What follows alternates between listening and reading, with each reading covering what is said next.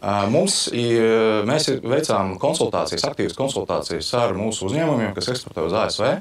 Sazvanījāmies arī individuāli un piedāvājām Eiropas komisijai izslēgt vairāk sensitīvas Latvijai grupas.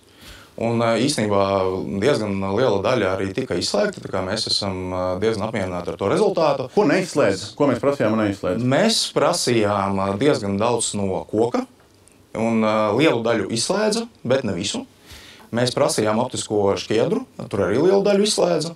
Mēs prasījām tādas lietas kā mandelis, kas arī tika izslēgtas, tā kā tie ir, un vēl virkne lietu, kur tie panākumi ir.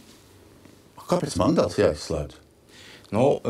Tur ir vairāki pamatojumi tam. Eiropas komisija skatījās uz tām precēm, kur ir iespējas citos tirgos atrast tās preces vai nav iespējas. Es domāju, Latvijas intereses fantastiski. Mums mandelis jāizslēdz no saraksta. Tās ir Latvijas intereses. Mēs no ASV iepērkam diezgan daudz mandeļu, un tieši mandelēs ir ASV sastāda 12 līdz 13% no visiem iepirkumiem. Tā ir liela daļa iepirkumu. Un tas, protams, skar mūsu uzņēmumus, kas ražo pārtiku. Jā.